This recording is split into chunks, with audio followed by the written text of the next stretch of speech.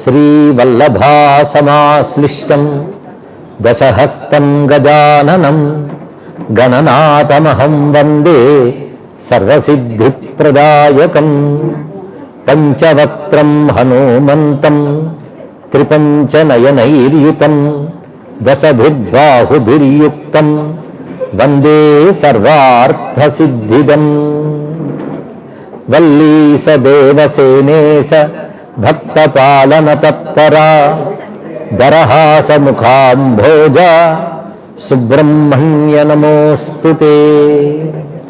శివాయ గురవే నమః. శివాయ గురవే నమః. శివాయ గురవే నమః. శ్రీమాత్రే నమః. శ్రీమాత్రే నమః. శ్రీమాత్రే నమః. శ్రీ విష్ణురూపాయ నమః శివాయ. నమో మహద్భ్యో ఋషిభ్యో గురుభ్యో నమః. అందరూ హృదయాల్లో ఉన్న పరమాత్మకు ముందు నమస్కారం చేసుకుంటూ, ఈ నా జన్మదిన సందర్భంగా ఇంతమంది ఆత్మీయంగా ఇక్కడ విచ్చేయడం, వారందరి నాపై వారి సద్భావాన్ని ప్రసరించడం, ఇది అమ్మవారి అనుగ్రహంగా నేను భావన చేస్తున్నాను. ప్రధానంగా సాధారణంగా నేను హైదరాబాద్లో ఉన్నప్పుడు ఈ జన్మదినం అనేది నా స్వగృహం దగ్గర జరుగుతూ ఉండేది. అక్కడ చోటు చాలా ఇరుకయ్యిందని ఈసారి ఆఫీసులో పెట్టడం జరిగింది. ఇది కూడా ఇరుగ్గానే కనబడుతోంది కనుక మళ్ళీ ఎప్పుడైనా హైదరాబాద్లో జన్మదినోత్సవం జరిగితే ఇంతకంటే పెద్దదిగా తీసుకోవాలి. ఎందుకంటే మీ ఎవరికి అసౌకర్యం కలగకూడదు. ఇప్పుడు ఎన్ని ఏసీలు వేసినా ఉక్కపోత తప్పట్లేదు. ఇందులోనే పాపం ఇరుక్కుని కూర్చున్నా నిలబడ్డారు. వారి అసౌకర్యానికి నా మనస్సులో కొంచెం బాధ ఉన్నప్పటికీ కూడా వారి సహనానికి సంతోషిస్తున్నాను ముఖ్యంగా. అయితే ఋషిపీఠం ఆఫీసులో జరుగుతుంది కనుక మా సూర్యనారాయణ గారు ఋషిపీఠానికి తన తాను అంకితం చేసుకున్న వారు ఇవాళ ప్రారంభంలో ఋషిపీఠం గురించే చాలా చెప్పారు ఆయన. ఒక విధంగా ఈ సందర్భం కూడా ఆయన మరిచి ఋషిపీఠం గురించే చెప్పారంటే ఆయన ఋషిపీఠంపై ఉన్న నిబద్ధత మనకి అర్థమవుతున్నది. అయితే ఆయన చెప్పిన మాటలో రెండు స్పష్టతలు ఇవ్వాలని నాకు అనిపిస్తుంది. మధ్యన ఆయన కల్ట్కి ఎగ్నిస్ట్ అనే మాట వేగంలో కల్చర్ ఎగ్నిస్ట్ అన్నారు, కానీ మరి సర్దుకున్నారు కల్ట్కి ఎగ్నిస్ట్ అంటే కల్ట్కి కల్చర్కి దగ్గరతోనే ఉందేమో, కానీ వ్యవహారంలో మనం అర్థం తెలుసుకోవాలి. మనం మన సంస్కృతికి మన ధర్మానికి ఎప్పుడుకు గౌరవం ఇస్తూ దానికోసమే శ్రమిస్తూ ఉన్నటువంటి వారం మన అందరం కూడా. అయితే మొదటి నుంచి కూడా ఒక ప్రత్యేకమైన కల్ట్ అనేది మాత్రం రాకూడదని జాగ్రత్త పడ్డాం మొదటి నుంచి కూడా. ఎందుకంటే ఈ ప్రవచనాలు విన్నా ఏం విన్నా మన సనాతన ధర్మం గుర్తు రావాలి, కానీ ఒక వ్యక్తి ఒక సంస్థ గుర్తు రాకూడదు. అదే మొదటి నుంచి మేము జాగ్రత్త పడ్డాం. సుమారు 2002-2003 కాలంలో ఒక బహిరంగ వేదికపై కొన్ని రోజుల పాటు ప్రవచనం చేశాం, శివ కళ్యాణ మహోత్సవాలు. ఆ సందర్భంలోనే కొంతమంది ఏం చేశారంటే శివాయ గురవే నమః అని చెప్పే మాట ప్రతివారు ఫోన్లో మాట్లాడడం మొదలెట్టారు. శివాయ గురవే నమః అనడం, ఒకరు కనబడితే వెంటనే శివాయ గురవే నమః అనడం. అది మంచిదే, కానీ క్రమంగా ఈ వ్యవస్థలో ఉంటే శివాయ గురవే నమః శివుడు గుర్తురాడు, వ్యక్తి గుర్తొస్తాడు. అది రాకూడదు. అందుకోసం అది ముందు మేము పడ్డ జాగ్రత్త. అదేవిధంగా ఆ సమయంలో అందరూ చక్కగా వినడానికి వస్తుంటే ప్రజాదరణ బాగుంది కదా అని నా చిత్రపటాలు ప్రింట్ చేస్తామన్నారు నిర్వాహకులు. అప్పుడు నేను ఒక మాట అన్నాను, విన్నవారిని దైవభక్తులుగా చేయాలనుకుంటున్నాను, కానీ నా భక్తులుగా చేయకూడదని నిర్ణయం. అది మళ్ళీ వాళ్ళు చెప్పుకోవడం ఏంటంటే ప్రవచనాలు విన్న వాళ్ళకి దేశంపై, ధర్మంపై, దైవంపై భక్తి కలగాలి. అది ఒక్కటే ప్రధానమైన లక్ష్యం. ఇది గుర్తుపెట్టుకోవాలి. కానీ ఎవరైనా సరే ప్రవచనం విన్న తర్వాత మీ ప్రవచనం విన్నాక ఇలా మారి ధర్మ మార్గంలో ఇలా అనుష్ఠానంలోకి వచ్చాం అని చెప్తే కలిగే ఆనందమే చాలా సంతృప్తి. ఇక రెండవది, దేశం కోసం మేము ఈ విధంగా చేస్తున్నామని చెప్తే మరొక సంతోషం. కొందరు వచ్చి నిష్కపటంగా చెప్తారు, ఇదివరకు మేము వ్యసనాల్లో ఉండేవాళ్ళం కానీ ప్రవచనం విన్న తర్వాత మారిపోయి వ్యసనాలకు దూరమై ఉన్నాము, అది కలిగించే ఆనందం ఎక్కువ. ఇలాంటి ప్రధానమైనటువంటివి నేను చేసేటువంటి వాటి నుంచి ఆశించేది. అయితే చెప్పేది రాసేది మాత్రం లక్ష్యం పరమేశ్వర పదప్రాప్తి, అంతకు మించి మరొకటి కాదు.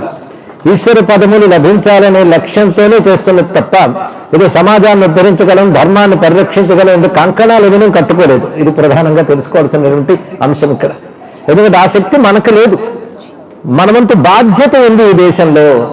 అందుకు ఈ దేశంలో ఊపిరి పీల్చుకుంటున్నందుకు, ఈ సంస్కృతిని మనం గౌరవిస్తున్నందుకు దేశం పట్ల ధర్మం పట్ల మనందరికీ బాధ్యత ఉంటుంది. అందుకే వ్యక్తిగతంగా ఏది ఒక కోరికంటూ లేకపోయినా భగవంతుని కోరుకునేది మాత్రం ఎప్పుడు ఒకటే, ఈ దేశం బాగుండాలి, ఈ ధర్మం బాగుండాలి, ఇది కోరుకుంటున్నాం. మరి ప్రపంచ క్షేమం వసుధైవ కుటుంబకం అంటే ఈ దేశం బాగుంటే ప్రపంచం బాగుంటుంది, అది మాకున్నటువంటి ప్రధానమైన విశ్వాసం. అలాగే ఈ ధర్మం ఇక్కడ బాగా వర్ధిల్లితే అన్ని మతాలు అన్ని కులాలు క్షేమంగా ఉంటాయి, అది ముఖ్యమైన అవసరం. సనాతన ధర్మం యొక్క శక్తి ఏంటంటే అన్నిటినీ రక్షించి అన్నిటినీ ఐక్యపరచగలిగే శక్తి సనాతన ధర్మంలో ఉంది. అది మనం ప్రధానంగా కోరుకోవలసినది, కోరుకున్నది. ఇక వ్యక్తిగతంగా అందరి క్షేమం కోరుకోవడం అనేది ఎప్పుడు జరుగుతూనే ఉంటుంది. ఎవరెవరైతే ఈ ధర్మాన్ని గౌరవిస్తూ ఉంటారో, ఒక గురుభావంతో ఆశ్రయిస్తారో వారికి విశ్వగురువైన విశ్వేశ్వరుడే వారిని ఎల్లవేళలా అనుగ్రహించాలని ప్రార్థిస్తూ ఉంటాం. ఇవాళ రాగలిగి కొందరు వచ్చారు, రాలేక ఎందరో ఇవాళ ప్రత్యక్ష ప్రసారం ద్వారా వీక్షిస్తున్నారు. వీరికి వారికి అందరికీ కూడా వారి కుటుంబాలన్నిటికీ ఆయురారోగ్య ఐశ్వర్యాలు లభించాలని వారి మనస్సు ఎప్పుడు సంతోష ప్రధానమైన లక్ష్యం. ఎందుకంటే సంతోషంగా ఉండడం మన స్వభావం. అందుకు స్వభావంగా ఉండాలి అని చెప్పడం ఇందులో మనకు కనబడుతున్నటువంటి విషయం. మన స్వభావమే ఆనందం కనుక ఎప్పుడు ఆనందంగా ఉండాలి. అలా ఉంటే మనం మనంగా ఉన్నట్లు. దుఃఖము, భయము, కోపము ఇవన్నీ కూడా ఆత్మస్వభావాలు కావు, ఆ సచ్చిదానంద స్వరూపం కనుక ఆ విధంగా మనం ఎప్పుడు ఆనంద స్వభావంతో ఉండాలి. ఆనందానికి మరొక పేరు ప్రియం, అంటే ప్రేమ. అలా మనం ఆనంద లక్షణం ఉన్నప్పుడు ఏ ఒక్కరి పట్ల ద్వేషభావం ఉండదు, ప్రేమభావం ఉంటుంది. ఆ ప్రేమభావం ఉంటే మనం ఆనందంగా ఉండగలుగుతాం. అందుకే సంతృప్తిగా ఉండాలి. ఇవాళ మనం ఒక సాధన చేస్తున్నాం, ఈ సాధన చేయగలుగుతున్నామని సంతృప్తితో ఉండాలి. అంతేగాని ఇదే చేయగలుగుతున్నామా, ఇంకా చేయలేకపోతున్నామా, దీన్ని మించి మరొకటి ఏదైనా ఉందా అనగానే అసంతృప్తి ప్రవేశిస్తుంది. కనుక ఎప్పుడు సాధన సమయంలో సంతృప్తి ఉండాలి. పైగా వెతికితే మనం సంతోషించడానికి కారణాలు చాలా కనబడతాయి, వెతికితే దుఃఖపడడానికి కారణాలు కూడా చాలా కనబడతాయి. కనుక ఇప్పుడు మనకు సంతోషంగా ఉండాలంటే ఏం చేయాలి? సంతోషించడానికి కారణాలే వెతకాలి. అవి ఎక్కడ ఉండవు, మీ చుట్టూ ఉంటాయి. ఇది తెలుసుకోవాల్సినది. ఎన్ని భగవంతుడు మనకు ప్రసాదించాడో తెలుసుకుంటే ఆనందిస్తే ఆయన కృతజ్ఞతలు చెప్పడానికే సరిపోదు. కనుక ప్రధానంగా మనకు ఉండవలసినది ఆ సంతోష భావం. ఈ సంతృప్తితో భగవంతుడి పాదాలు పట్టుకోవాలంతే ఇక్కడ. కానీ నాకు అసంతృప్తిగా ఉంది, ఇది సరిపోవట్లేదు, ఏదో తెలియని వెళుతూ ఉంది, నువ్వు నన్ను అనుగ్రహించాలి దేవా అని ప్రార్థిస్తూ ఉంటే ఆయన నవ్వుకుంటాడు. అంతేగాని వెంటనే బాధపడుతున్నావా ఓదార్చుతాను అనడు. ఎందుకంటే ఈ బాధ అర్థరహితమైందని నీకే రేపో మాపో తెలుస్తుంది. కానీ భగవంతుడు అప్పుడు తొందరపడతాడా? నీకే తెలుస్తుంది అని ఊరుకుంటాడు ఆయన ఇక్కడ. అది ఎప్పుడు నవ్వుతూనే ఉంటాడు. ఆయన ముఖంలో ఒక గాభరా కానీ కంగారు కానీ దుఃఖం కానీ ఎందుకు కనబడదు అంటే ఆనందం యొక్క లక్షణం అది. కనుక ఎప్పుడు సంతృప్తి సంతోషం కలిగి ఉండడం అనేది అలవాటు చేసుకోగలగాలి. ఇప్పుడు ఏదో వెళుతూ ఉందనే భావం తీసేయండి. ఇంకా బ్రతుకుతున్నంత కాలం కూడా ఇప్పటికీ ఎప్పటికైనా సరే నేను ఉన్నత స్థితికి వెళ్ళాలి అనుకుంటూ ఉంటాం, కానీ ఉన్న స్థితి ఉన్నత స్థితిని గుర్తించలేకపోతున్నాం. అది మానసికంగా ఉండవలసిన సంతృప్తి. అది మనం ఉండగలిగితే మనలో ఉన్న భగవంతుని మనం అనుభవానికి తెచ్చుకోగలం. ఈ సంతృప్తి సంతోషం అనేది ప్రధానమైనటువంటి అంశం. అది దృష్టిలో పెట్టుకుని ఈశ్వరుని ఆశ్రయించడం ఒకటి, ఇది ప్రధానం. కనుక మనం సంతృప్తిగా ఉంటూ మనం చెయ్యగలిగిన ధర్మాన్ని మనం చేస్తూ ఉంటే మనం ఎంత చేయగలగనే ప్రశ్న మళ్ళీ వేసుకోవాలి.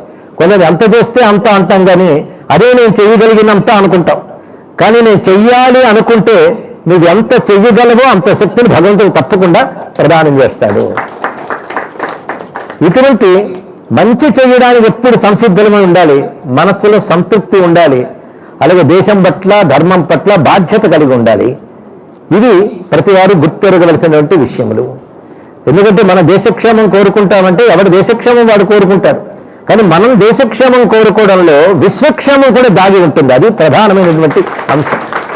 ఎందుకంటే దేశానికి ధర్మానికి పరంపరాగతంగా ఉన్న గొప్ప లక్షణం ఏంటంటే లోకా సమస్తా సుఖినో భవంతు అనే భావం ఉంది గనక ద్విపద చతుష్పద అయినటువంటి సర్వజంతువులు కూడా శాంతిగా ఉండాలి, క్షేమంగా ఉండాలి మనం కోరుకుంటూ ఉంటాం గనక అలా కోరుకునే దేశం బాగుండాలి మనం ఎప్పుడు అంటూ ఉండాలి. ఇక్కడ అయితే మనం గ్రహాలు నక్షత్రాలు జ్యోతిషాలు చూస్తూ ఉంటే ఈ సంవత్సరం బాగుండదు, ఈ సంవత్సరం బాగుండదు అని ఎక్కువ కనబడుతుంటాయి. ఏ సంవత్సరం చూసినా ఆ మాట కనబడుతూనే ఉంటుంది. ఇక్కడ ముందు మన స్వభావం బాగుండాలి. మన స్వభావం అనేది గట్టిగా ఉంటే భగవంతుని అనుగ్రహ ప్రభావం కూడా తప్పకుండా ఉంటుంది. అందుకే సద్భావానికి అభావం రాకూడదు, అంటే సద్భావం లేకుండా ఎప్పుడు ఉండకూడదు. కనుక పాజిటివ్ థింకింగ్ అంటారే అది బాగా అభివృద్ధి చేసుకోవాలి. ప్రతి దానిలో కూడా భగవంతుని ఆశ్రయించినటువంటి వారికి ఎప్పుడు చెడు జరగదు. ఇది ఎప్పుడు గుర్తుపెట్టుకోవాలి. నేను ఆశ్రయించిన దేవుడు న్యాయమే చేస్తాడు అనొక్క లక్షణం ఉంటే ఏది జరిగినా అది న్యాయం అని మనం స్వీకరిస్తుంటాం. ఇలాంటి ప్రవృత్తి మనం కలిగి ఉండాలి. అందరూ క్షేమంగా ఉండాలి. తప్పకుండా భగవానుడు సర్వదయాళువు కనుక ఆయన అనుగ్రహం అందరికీ తప్పకుండా లభిస్తుంది అని ప్రార్థిస్తూ ఈ సద్భావం అందరిలో ప్రవర్తించాలని కోరుకుంటూ సర్వం శ్రీ పరమేశ్వర చరణారవిందార్పణమస్తు.